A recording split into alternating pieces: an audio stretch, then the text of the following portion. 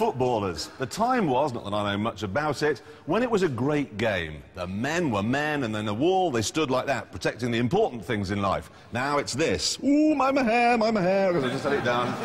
However, my guest tonight is from those olden days. He would drive a large Mercedes to a fight, and occasionally during that fight, a game of football might break out.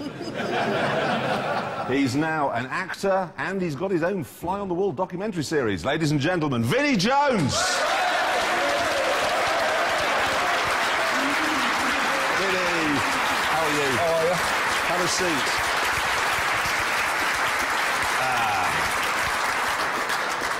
Now, as I understand it, you still hold the world record for being sent off in a game of football, don't you? Because it's 5 seconds, wasn't it? Yeah, this was... I ran on and it was like a minute. No, you've done it in 5 seconds. That's quicker than a minute. Well, no, about a second, I'd say. Yeah, 1 second. Came on, yeah. You see, I'm intrigued, not being a footballist, I have to admit. How do you reach an opposing player to commit some kind of atrocity in that time? Because if they blew the whistle, I'd need a minute and a half to get... I sort of worked it out that as the ref looked at both goalkeepers, as he put the whistle to his mouth, I set off. So as he actually blew, I was crossing the line at full speed. And when they knocked it to each other, and then the whites of their eyes saw me coming at them, it was quite hilarious. It's just such a... It's like, blow the whistle now, bang. Vinnie Jones, book now. Yeah. It's such an achievement. Anyway, let's talk about your driving days. What was your first car? I came back from Sweden, actually, and I had a bit of money from playing in Sweden and signed for Wimbledon. I bought a red Cortina. Ooh. Yeah. Which mark? Mark IV. A Mark IV?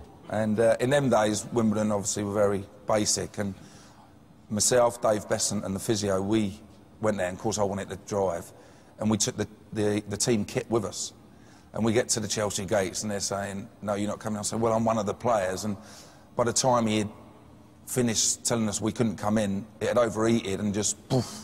And there was the smoke and everything was coming through the vents. It was hilarious. So we ended up pushing it down the ramp, taking the kit out, pushing it in the car park, and it stayed there. I don't know what happened to the old red Cortina. Probably still, because they've redone Chelsea now. Yeah, I'm sure. Ken Bates has probably nicked it. Well, have a look for him running around in it. You're over in America a lot, obviously, these days. Do they have the first idea what you are, who you are? Well, I sort of get more credibility, or they come and talk to you when they realise that you was a footballer. You know, they come... Soccer, as they'd call you. Soccer player. Yeah. So, yeah. Because I mean, Nick Cage, you were in Gone in 60 Seconds. Good car film. Yeah. Is he a car nut? Yeah. He used to be quite funny. He used to come down to work, come on the set, and he'd come in, say, his Bentley.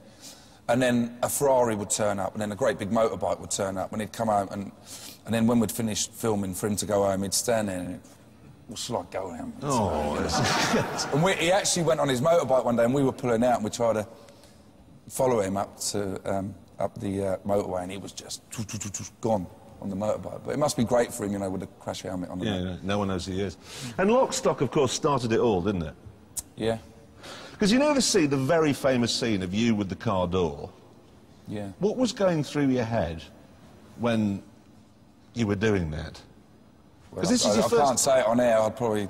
I'd whisper it to you. Sued again. The thing is, though, we were thinking that P6, big heavy doors in those days, good for smashing a man's head in. Modern cars, we're not so sure, actually. So can you just pass us our prop? I think the windows would go now on the... Exactly. We've had, imagine this,